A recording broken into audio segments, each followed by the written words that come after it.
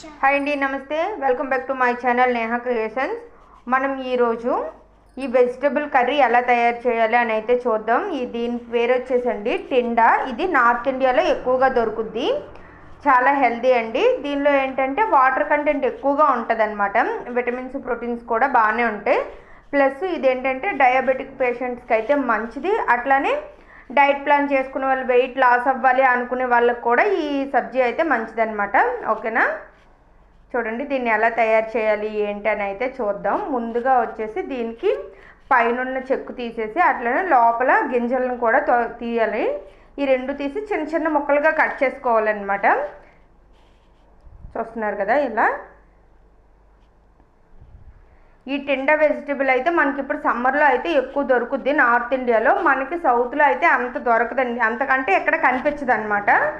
ఓకేనా? ఇంకో విషయం ఏంటంటే మన ఛానల్ని ఎంతవరకు సబ్స్క్రైబ్ చేయకుండా చూస్తున్న వాళ్ళు ఎవరైనా ఉంటే సబ్స్క్రైబ్ చేయండి. అలానే నార్త్ ఇండియన్ వంటల కోసం అయితే మీకు ఇంట్రెస్ట్ ఉన్నట్లయితే పక్కా సబ్స్క్రైబ్ చేయడం మర్చిపోవద్దు. ఓకేనా? నార్త్ ఇండియన్ డిషెస్ అయితే నేను చూపిస్తూ ఉంటాను. ఓకే, మీకు నచ్చితే లైక్ చేయండి, అట్లనే మీ ఫ్రెండ్స్కి షేర్ చేయండి. చూసారు కదా, కొంచెం చాలా సింపుల్గా మనం ఎలా కర్రీస్ చేసుకుంటామో అలానే చూపిస్తానండి. హెవీ ప్రాసెస్ ఏమీ ఉండదు. నార్మల్గా వాటిని కట్ చేసుకొని చూసారు కదా. ఆయిల్, అందులో ఓన్లీ జీలకర్ర, కరివేపాకు, పచ్చిమిరపకాయలు అయితే వేసాను నేను. ఎక్స్ట్రా మిగిలిన పోపు దినుసులు ఏవి వేయలేదు. ఒక ఆనియన్, ఒక పెద్ద సైజు ఆనియన్ అయితే తీసుకొని దాన్ని చిన్నగా కట్ చేసి అయితే వేసుకున్నానండి. ఇది తొందరగా ఫ్రై అవ్వడం కోసం ముందుగానే సాల్ట్ అయితే వేసాను. ఓకేనా?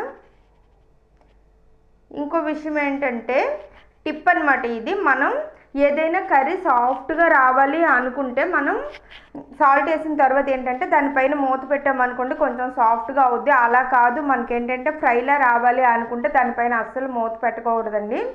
విడివిడిగా మనకి డ్రై ఫ్రై ఉంటాయి కదా, అలా వస్తుంది అప్పుడు. ఓకేనా? మనం ఈ ఒక్కటి పాటించామనుకోండి చాలా బాగుంటుంది. పసుపు, ఉప్పు కూడా స్టార్టింగ్లో వేసుకోవచ్చండి, అసలు ప్రాబ్లం ఏం లేదు. అసలు పసుపు వేసామంటే మనకు కళాయికి అంటకుండా బాగా వస్తుంది అన్నమాట కూర. చూసారా? దాని టమాటా కూడా వేగిన తర్వాత మనకు మసాలాలు, కారం, పసుపు, మీరు కొంచెం హెవీగా మసాలా తింటే గరం మసాలా అవి కూడా యూజ్ చేయొచ్చు. అలా లేదనుకుంటే ధనియాల పౌడరు, పసుపు, ఉప్పు, కారం ఇవైతే సరిపోతాయి. చూడండి, చిన్నగా సన్నగా తరిగి పెట్టుకున్న ఆ టిండాని అయితే ఇప్పుడు మనం ఈ ఆల్రెడీ మనం ఫ్రై చేసి పెట్టుకున్న దీనిలో అయితే వేసుకోవాలి. చూసారు కదండి, అలా 2 మినిట్స్ అయితే కలిపిన తర్వాత దీనికి మూత పెట్టి మనం హై ఫ్లేమ్లో ఒక 3 మినిట్స్ అట్లా అయితే ఉంచాలండి. ఎందుకంటే దీనిలో ఉన్న వాటర్ కొంచెం తొందరగా బయటకు రావడం కోసం. దాని తర్వాత ఒకసారి మూత తీసి మనమైతే మళ్ళీ కలిపి, ఇక్కడైతే చిన్న చిట్కానైతే యూజ్ చేస్తున్నాం. దీనిలో మనం వాటర్ వేసుకోమనుగా అంత టేస్ట్ అయితే అనిపించకపోవచ్చు. ఇది కొంచెం సొరకాయ టైప్లో ఉంటుందండి. కాబట్టి మనం కూర లోపల అయితే వాటర్ వేయకుండా, మనం ఇప్పుడు చూసారు కదా ప్లేట్ మూత పెట్టాం కదా, దానిపైన అయితే వాటర్ వేసాను.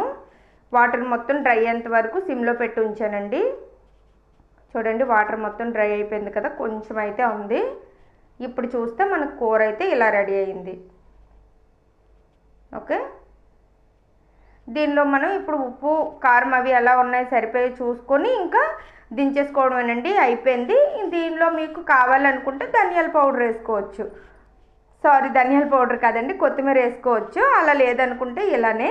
ఓకేనా? ఇలా మనకి నార్త్ ఇండియా ఫేమస్ డిషెస్ కోసం మీరు మన ఛానల్ని అయితే పక్కా సబ్స్క్రైబ్ చేయండి. ఓకేనా? ఇంతవరకు చూసినందుకు థ్యాంక్ యూ సో మచ్.